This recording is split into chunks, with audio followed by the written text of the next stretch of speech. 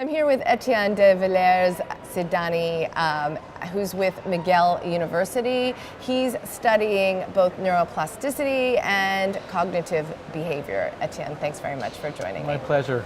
Okay, so a lot of what you are doing is looking at neuroplasticity, our brain passageways, and how it's impacted both by disease and different behavioral aspects.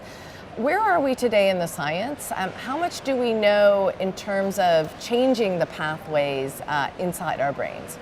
So I think we've made great strides over the last few decades in understanding the mechanisms of regulation of brain plasticity. Brain plasticity is the ability of the brain to rewire itself in demands for changes in the environment or changes in the brain to compensate for disease, dementia or stroke, for example. And we know that the rules of neuroplasticity change with age. In fact, it's much easier, as you might intuitively know, to learn something when you're a young child, learning a second language, for example. These things, they relate to behavior, so it makes the learning related to behaviorally relevant. What controls plasticity in young adulthood, these substances in the brain that are released during behavior, during a reward, these nuclei in the brain that produce these substances, they tend to decline with aging, and even more with dementia. So the rules even further change as we get older or we develop an illness like Alzheimer's disease, for example. Okay, so we're told a lot, learn new things, it's great for your brain, keep your brain challenged, it's really good for what's happening inside our brains. But can you explain to us what is happening inside our brains? Why is changing thought, challenging ourselves, what's actually going on physically inside our brains that make it healthy for us? Well, that's an excellent question, and that's what we're just figuring out. In fact, I think more we look at this, more we realize that almost every aspect of the brain can be changed by training, but not every training does the same thing. If you just look at how neurons look healthier with training, myelin, like the white matter of the brain, that's the insulation around the neurons, it can get thicker and denser with training as well. The cortex can get thicker. I can list you 100 things that can improve with training, but what we don't know is that really helpful for everyday life? And what are these changes really telling us is that the brain is still plastic even very late in life, but we're not exactly sure what is the right training for a particular person and to prevent or to compensate for disease. And I don't think there's going to be a one-size-fits-all solution. I think we need to take people individually and say, so what exactly is harder for that person? What is the weakness? What are the weaknesses, the strengths of that person? And really identify what that person needs and tailor treatment for this. I think a lot of the studies that have come out recently have been disappointing because we have not really been personalizing treatment to the person and to the fact that the brain is changing with time.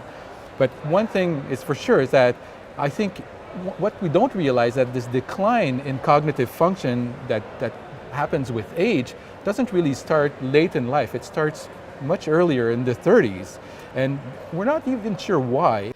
One of the things that you mentioned earlier is that you're actually using mouse studies, but actually starting to transfer some of what you've learned in animals to humans. Tell us a little bit about that. What have we learned? What have you learned from your animal studies that now can be translated into humans?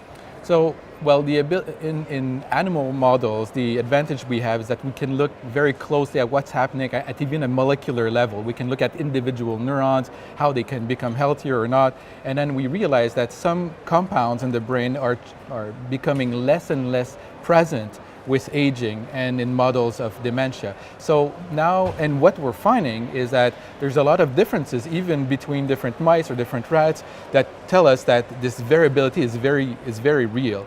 So by learning what parts of the circuits in the brain, what molecules are missing, then I think we can focus on what are the strategies that will stimulate these very systems that are failing with aging or in the context of dementia. So that's what now we're doing, is really focusing on specific types of training strategies that will, for example, focus on more attention, more on discrimination of sensory stimulation, and things that really show in animal models widespread effects in the health of brain circuits.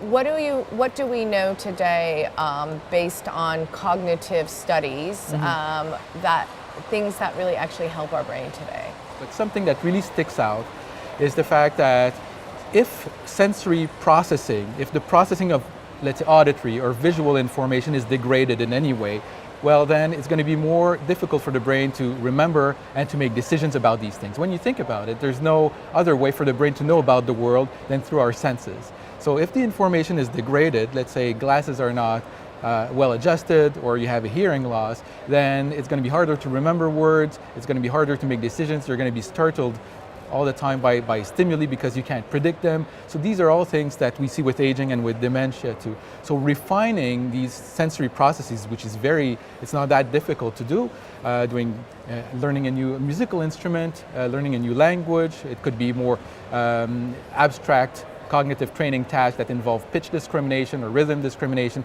These things seem to have more impact on brain processing. So I would think that the impact would be greater there than say doing crossword puzzles, which is probably not very effective based on a number of studies. Okay, so transcranial magnetic stimulation, that's an area that more researchers are looking into, and really what it is using a magnet to help change the plasticity of your brain. Is that correct to say that? Well, we don't really know exactly what it does, but yes, it's sending magnetic pulses to the brain to change its ability to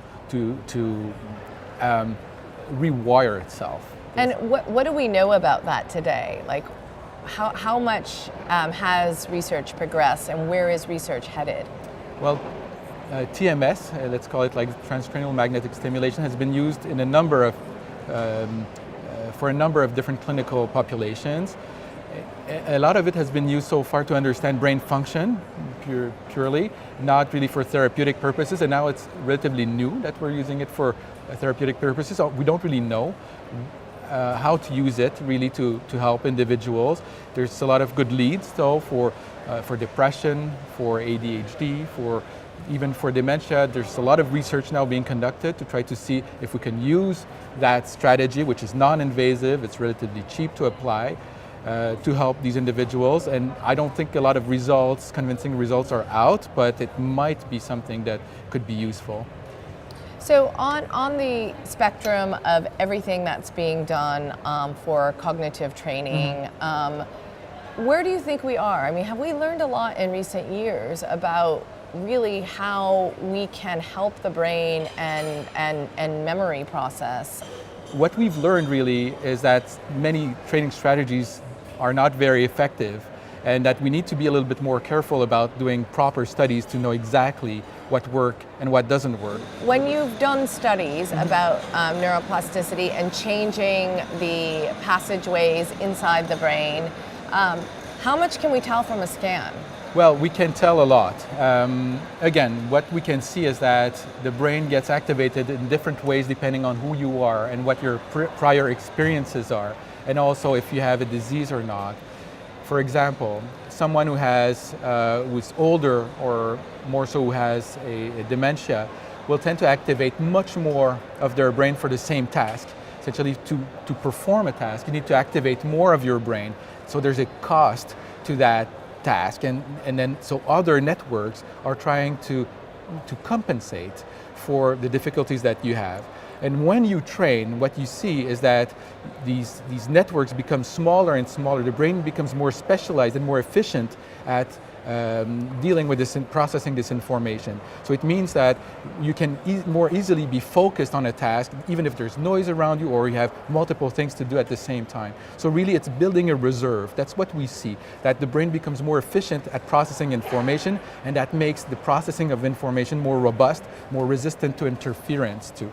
So I think the way I see this is that cognitive training will not treat dementia or Alzheimer's disease, but what it can do though is to build a reserve so that you can better compensate for the effect of the disease. Great, thanks very much.